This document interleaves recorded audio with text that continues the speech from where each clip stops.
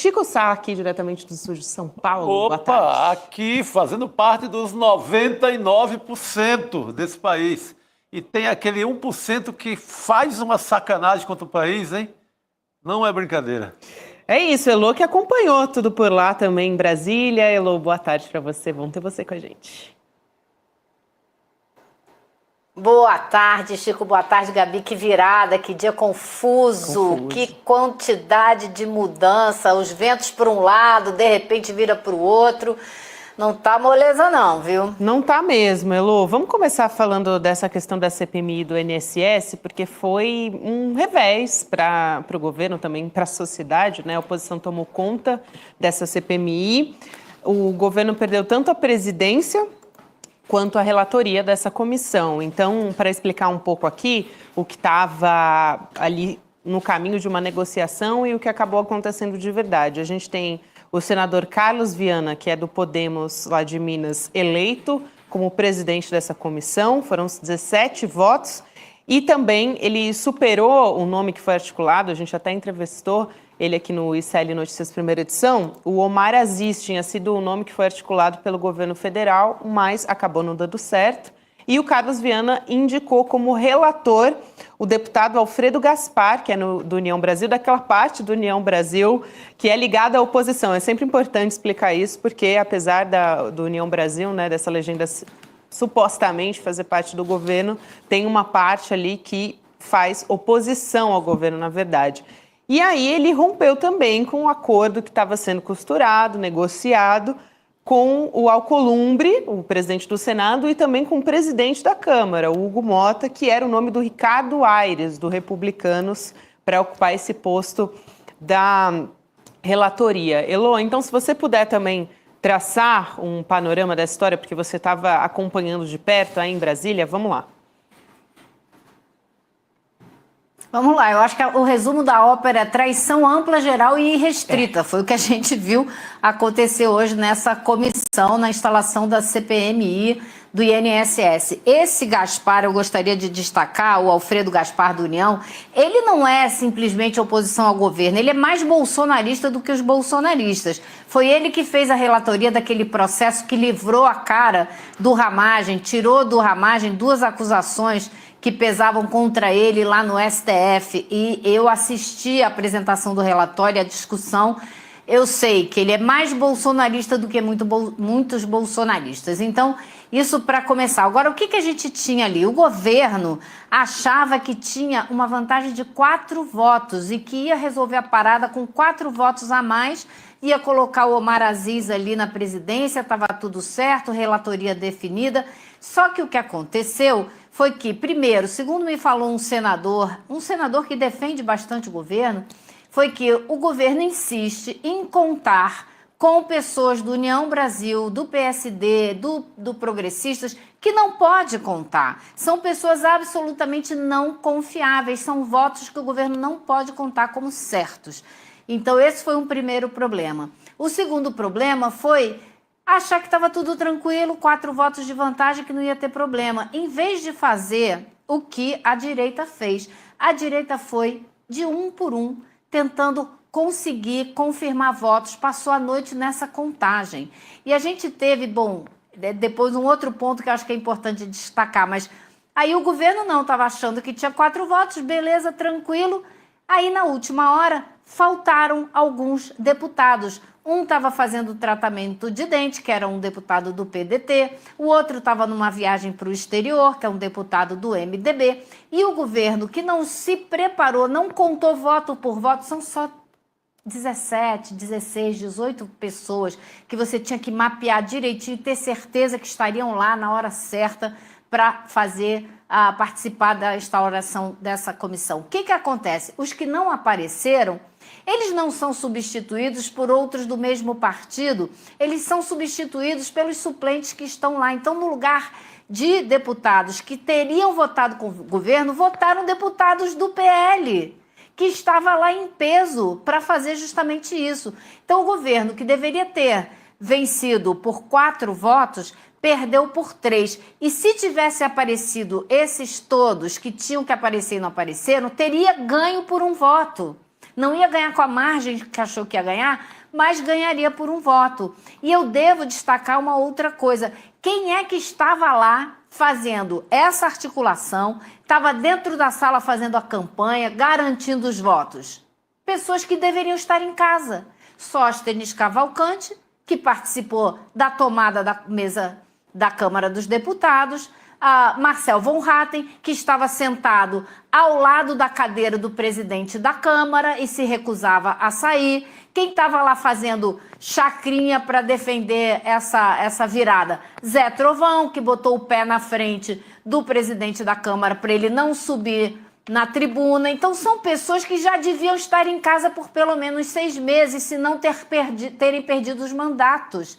Então você vê que você não tomar as atitudes necessárias na hora que tem que tomar, pode ter efeitos bastante complicados. E agora eu quero ver como que Alcolumbre e Hugo Mota vão explicar essa traição, porque eles também tinham feito esse acordo, estavam contando que estava tudo resolvido. Então, se eles não fizeram jogo duplo, eles foram traídos pelas bancadas que eles comandam, pelos partidos que estão ali sob a presidência deles. Então tem muita gente precisando se explicar e o líder do governo no Congresso, Randolfo Rodrigues, vai dar uma coletiva agora, daqui a poucos minutos, lá no Congresso, para falar dessa confusão que foi essa instauração dessa CPMI hoje. A nossa equipe vai ficar de olho nisso e para a gente poder trazer aqui em tempo real o que vai ser falado nessa coletiva. Chico, eu achei muito interessante isso que a Elo falou, porque para a sociedade, se foi realmente um jogo duplo ou não, mas para a sociedade fica meio que mais um tijolinho naquela parede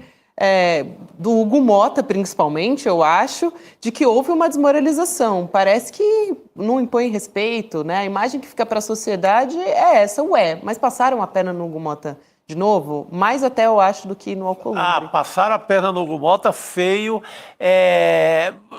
Uma bobeira também coletiva, né, de toda a articulação do governo. Gente, tudo bem, a não ser que esse dente estivesse assim, sabe quando você está com a cara inchada, não tem condições de aparecer em lugar nenhum, e que é um negócio, é um dente que não deixa nem andar, tudo bem, mas, deixa esse tratamento para depois, para voltar. E agora à tarde, no final da tarde, nesse dentista, é uma soma de muita atrapalhada, de muita bobeira, né? E no momento que o bolsonarismo está dando seus últimos esperneios, o líder está para ir para a cadeia de fato, não a cadeia ali almoçando, jantando na beira da piscina, mas uma cadeia, espero, menos luxuosa. É o momento que o bolsonarismo está perdendo terreno, estão sem candidato definido de extrema-direita para 2026. Então é o momento que eles vão com tudo no que dá.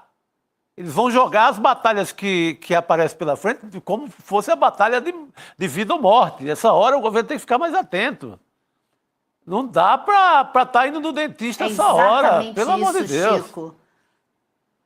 Não, olha, o dentista não é nem o problema, Chico. Não, o problema é você não saber que tem um deputado que está no exterior.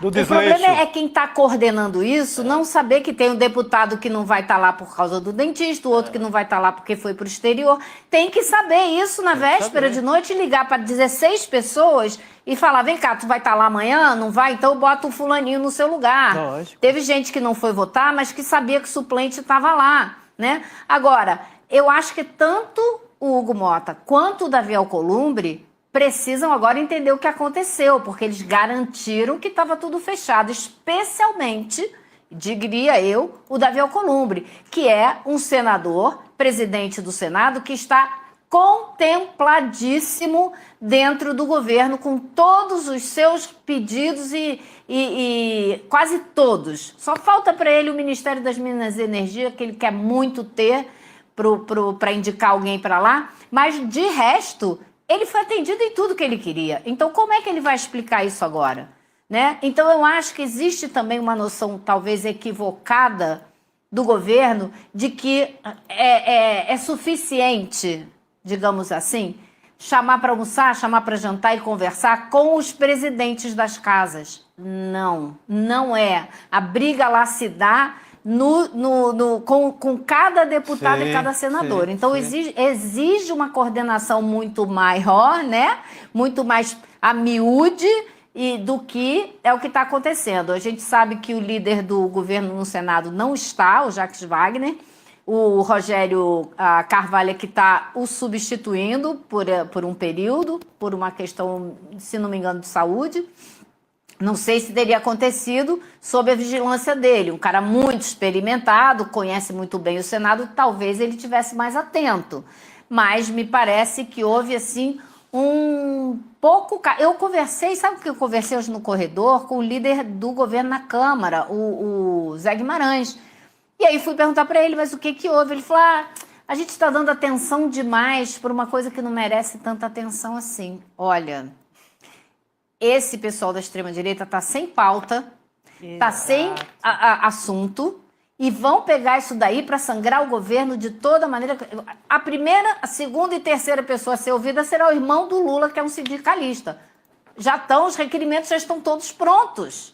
Vão tentar transformar o irmão do Lula, que não tem nada a ver com esses desvios do INSS, como um dos culpados por essa confusão toda, né? Então, assim...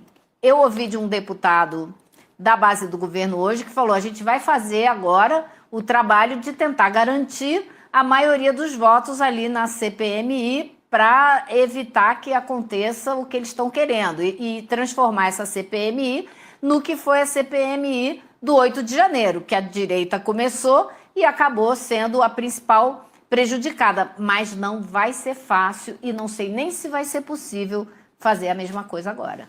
Eu não sei como fica a composição geral, assim, na hora de convocar determinada autoridade, a matemática dos votos é desfavorável também, no geral, Elô? Você falou da convocação, por exemplo, do irmão do Lula. Eu não sei ainda, porque a gente não sabe... não dá para saber ainda quantos votos tem. Isso, a gente não sabe ainda, Chico, qual é a contagem dos votos, exatamente. E o que aconteceu, por exemplo, na CPI do MST? Existiu uma composição muito desfavorável para o governo. E quando foi chegando no finalzinho da CPI, o governo conseguiu, com alguns partidos da base, trocar os nomes dos seus representantes na CPI para colocar deputados que não fossem tão antigovernistas ou não fossem tão radicais. E isso deu uma amenizada na hora de votar o relatório final, e o relatório final do Salles foi derrotado. Não sei se você se lembra disso. Sim. Então, existem caminhos, existem. O problema é essa CPMI, ao longo da existência dela, de 3 meses, né, devem ser 3 meses, levantar muita coisa para fazer palanque, para sangrar um governo que está num momento excelente de recuperação de popularidade, da maneira como a população está vendo esse governo. Então, pode ser ruim, pode ser péssimo, pode ser ruim ou pode ser indiferente, porque pode ser que eles fiquem ali naquele palanque falando só para a bolha deles. Exato. E que isso não mude em nada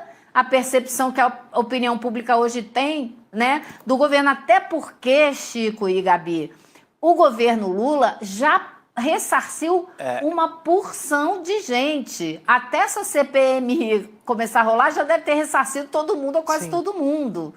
Então, também isso daí também conta, né? Isso é um dado a favor do governo. A CPMI chega numa hora que o governo já pagou quase todo mundo. Mas não deixa de ser um tremendo palco. Vai ser aquele circo, né, para gravar para a internet, aquele tipo de história. E porque também, se tem alguma chance de se convocar os personagens bolsonaristas dessa história, desse escândalo, porque são muitos, né? Uhum. Tem o careca do INSS, tem o próprio Onyx lá do ex-deputado, ex-ministro, o Lorenzoni, ex-ministro do Bolsonaro, que recebeu dinheiro ali da máfia do INSS. Tem um bocado de personagem que pode causar algum estrago também para a oposição. Mas acho que vai ser aquela tentativa da lacração, né, do vídeo para TikTok, vai ser por aí. Ô Chico, eu sei que a gente tem que avançar aqui com o roteiro, mas eu não quero deixar de falar, porque ele está falando, a extrema-direita está sem pauta, a extrema-direita está sem pauta de fato. E me chamou muita atenção, acho que a gente tem que ficar de olho nisso também, como eles estão usando, não sei se como uma espécie de ameaça, eu queria que a Elô comentasse muito rapidinho essa história da CCJ no Senado aprovando aquelas mudanças no Código Eleitoral que incluem voto impresso. Sim, gente, estamos em agosto de 2025 e essa proposta que foi tão defendida lá pelo Jair Bolsonaro foi pautada, foi aprovada, na verdade, na CCJ por 14 votos a 12. Então eu vou te passar, Elô, para você comentar rapidamente a respeito disso, se tem realmente uma chance de avançar. E você vê mais uma margem pequena de voto, 14 a 12. Se tivesse prestado mais atenção, talvez não tivesse sido aprovado. E isso, claro, foi aprovado na CCJ, vai caminhar. Agora, se vai ser pautado pelo presidente do Senado, a gente não sabe. Eu estava lendo o texto agora há pouco, antes de vir para cá, e é um texto todo assim, para aumentar a confiança que os brasileiros têm no processo eleitoral. Bom, os brasileiros têm confiança no processo eleitoral. É só a turba da extrema-direita que pegou nesse discurso para tentar desqualificar a democracia brasileira. Então, assim, é aquela insistência nessa ideia de que não dá para confiar nas urnas eletrônicas, tem que ter. Então, eles estão propondo que na hora que você votar na urna eletrônica saia um comprovante em papel que você imediatamente vai colocar numa caixa lacrada. Enfim, e que isso aconteceria, se a lei for aprovada ainda esse ano, aconteceria a partir depois da eleição de 26, né? Então, vai criar mais uma estrutura aí para dar trabalho e contagem e motivo para fazer barulho com recontagem. É perda de tempo, de energia e, acima de tudo, tentativa de minimizar, desqualificar o processo eleitoral brasileiro, que é motivo de exemplo em vários países do mundo. Elô, e aí aproveitando também esse dia que você acompanhou aí em Brasília, a gente vai continuar acompanhando essa história, só para fazer esse reforço, essa história do voto impresso aqui, a Elô explicou muito bem. Agora, uma pauta, já que a gente está falando aqui, falamos de reveses, né? Vamos falar também de avanços. A gente viu na abertura aqui do ICL Notícias segunda edição, o Eduardo Moreira está lá em Brasília, esteve no Congresso também para entregar esse abaixo-assinado do Somos 99%, que foi algo que a gente deixou aqui como um manifesto que muita gente da nossa comunidade assinou, né? Enfim, entregou para o presidente Lula também, não só para o Congresso, entregou para o Tribunal Superior do Trabalho e também Controladoria Geral da União. Então, além do próprio presidente Lula, são várias autoridades que receberam o manifesto do Somos 99%. A gente tem hoje, para atualizar também essa questão das assinaturas, 430 mil assinaturas nesse documento, que é aquela iniciativa, só para lembrar, para quem está nos acompanhando, mas imagino que muita gente que está aqui no nosso chat assinou, né? Mas é aquela proposta para taxar super rico, acabar com o super salário, também reforça aquele projeto que é muito importante de isentar o imposto de renda para quem ganha até R$5.000. Vamos ver a fala do Eduardo Moreira no Congresso, falando em coletiva de imprensa, que a Elô acompanhou também e a gente volta a conversar. Vamos lá. Isso é um manifesto que tenta romper barreiras ideológicas que têm dividido a nossa sociedade e encontrar pontos comuns aos 99% da população brasileira que acordam todos os dias e geram a riqueza desse país, mas se sentem injustiçados, não só por não ter acesso a essa riqueza que eles geram, mas também por ver a continuidade da impunidade, a continuidade da falta de transparência e a continuidade da falta de representatividade dos seus verdadeiros problemas. Isso aqui não são 3 cópias, isso aqui é uma cópia do manifesto de quase 500 mil de pessoas e é muito importante a gente entregar, apesar de talvez não ser ecologicamente a melhor maneira de se entregar, mas é muito importante para que cada uma das pessoas que assinou esse manifesto saiba que o nome dela de verdade, fisicamente, está sendo entregue para vocês que são os representantes do povo nessa casa. Elô, tinham muitos parlamentares ali nessa coletiva apoiando o manifesto também, né? Como é que foi? Olha, tinha entrado, porque a gente tem que entender o seguinte, o Edu veio tipo 11 horas da manhã, 11 e pouco da manhã. É um horário dificílimo na quarta-feira, porque todas as comissões estão funcionando. Então, entre deputados que chegaram, fizeram uma fala, saíram correndo para a comissão de volta e ficaram ali um pouquinho, foram embora.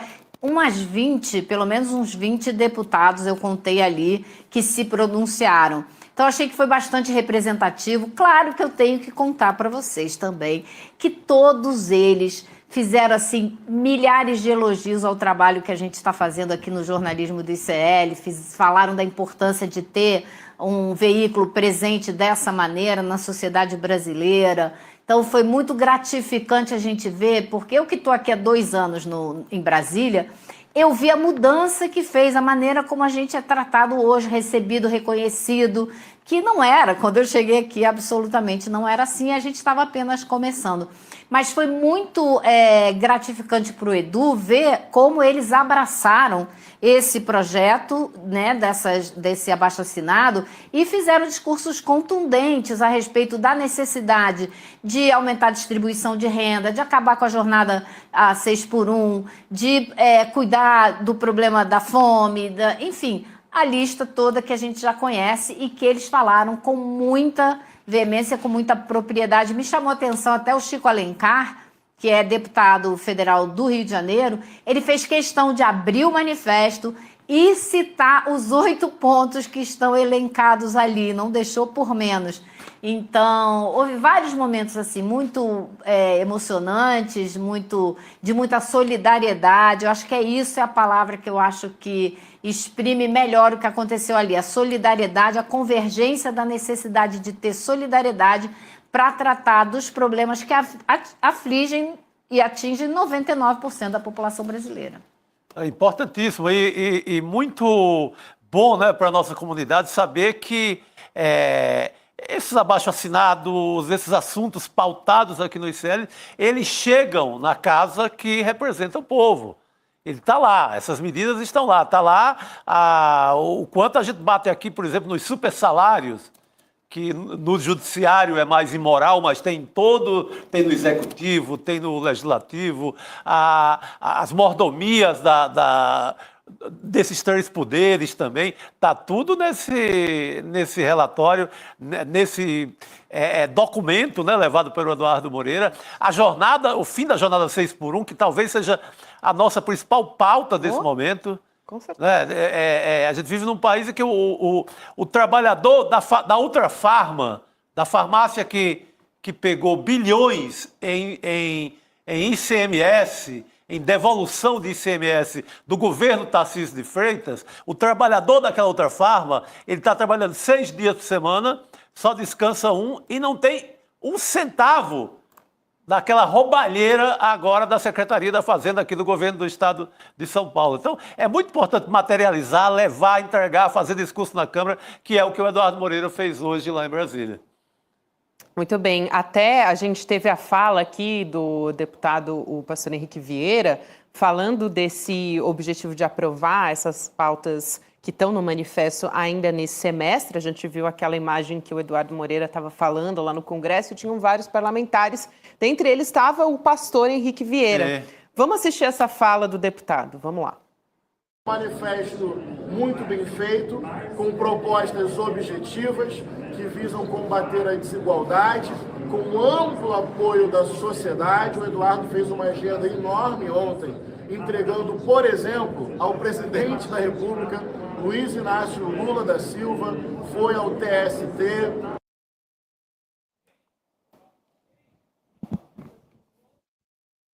A gente teve uma interrupção aqui no som, né, no áudio do pastor Henrique Vieira, mas a gente conseguiu transmitir a maior parte da fala dele, exaltando. Aliás, eu queria reforçar aqui, para você que está nos acompanhando no ICL Notícias segunda edição, que a gente vai ter o Edu falando sobre isso amanhã no N1. Então, liga lá, a partir das 8 horas da manhã, o Eduardo Moreira vai falar sobre como foi a saída a Brasília, que não foi só no Congresso, né? Essa coletiva aconteceu ali no Congresso, mas ele também esteve com o presidente Lula, com outras autoridades também.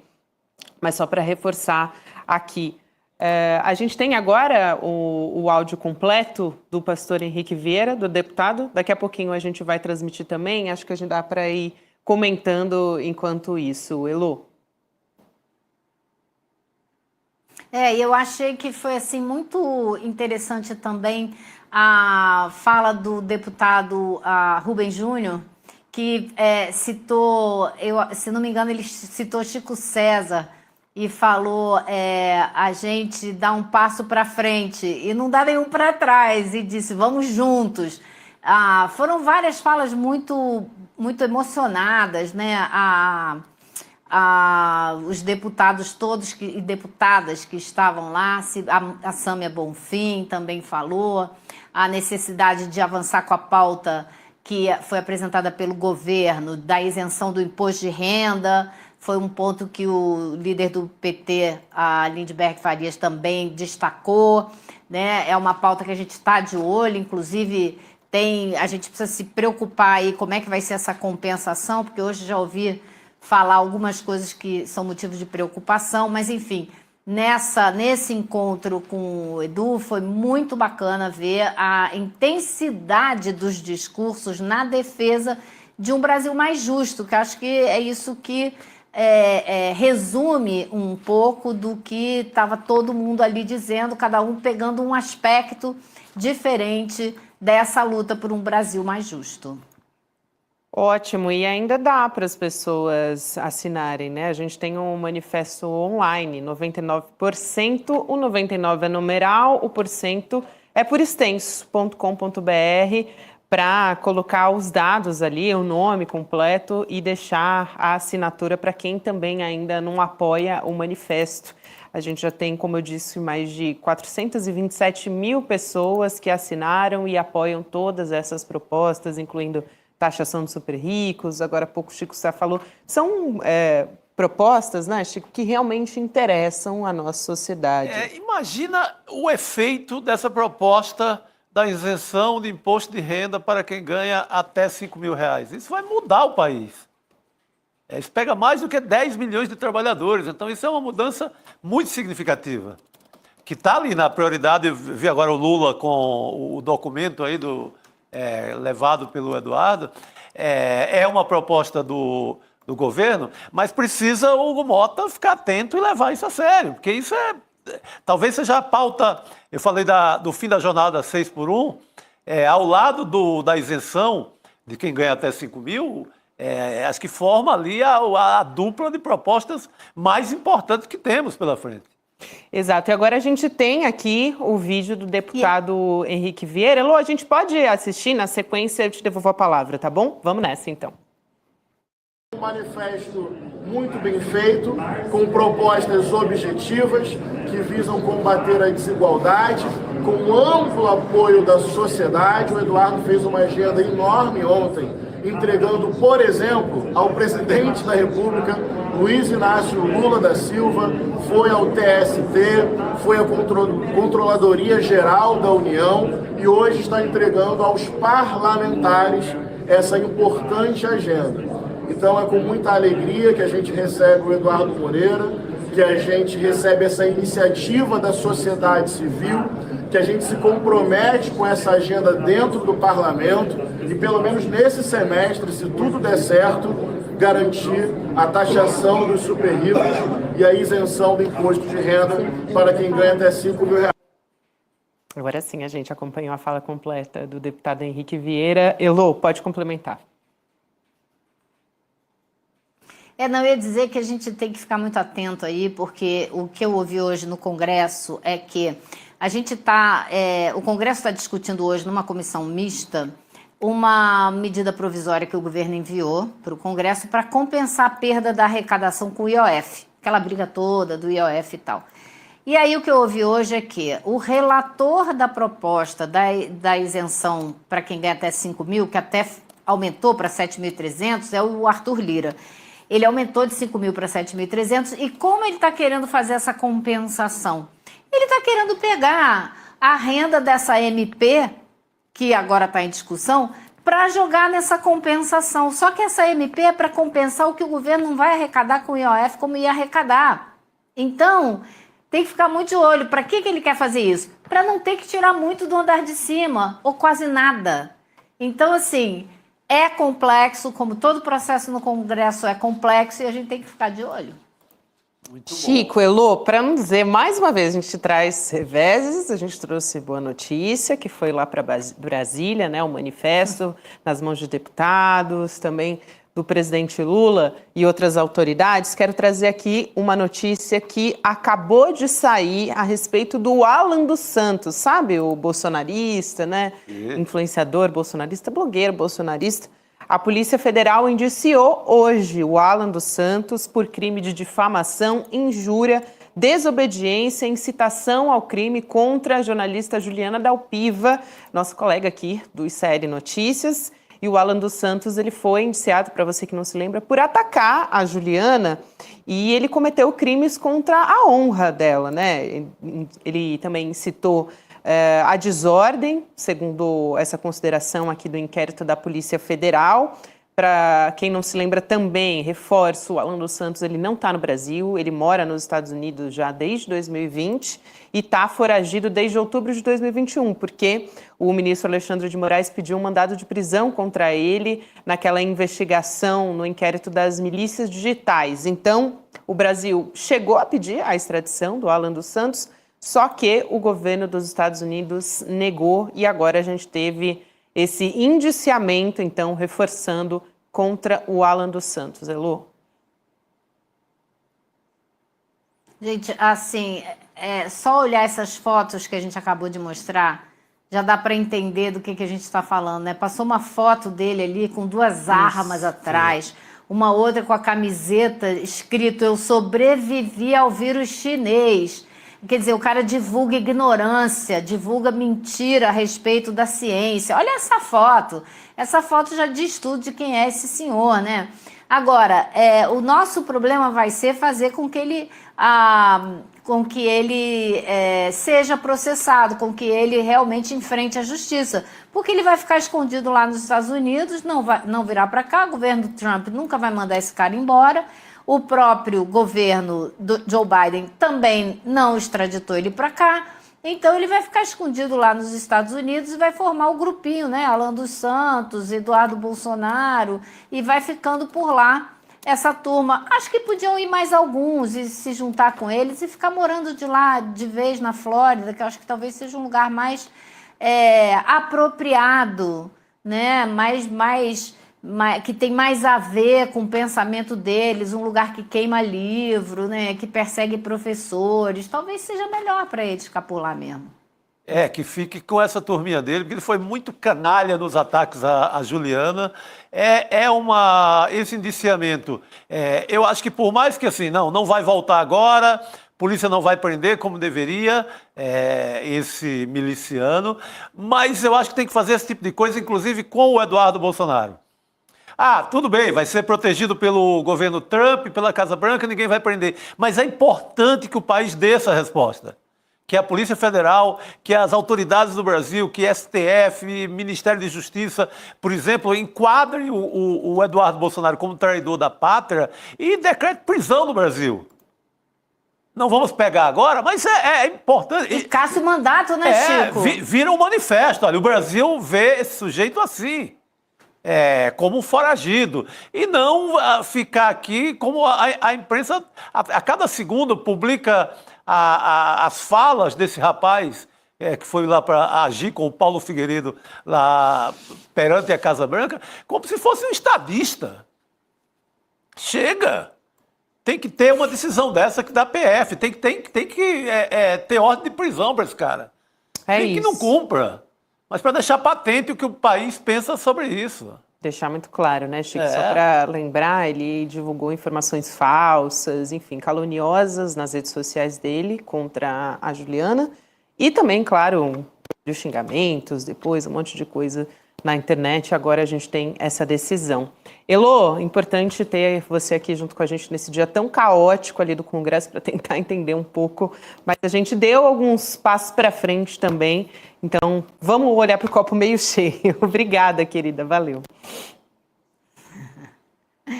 Valeu, pessoal. Tchau, tchau, Chico. Tchau, Gabi. Boa noite. Até a próxima, querido. Elô. Obrigado.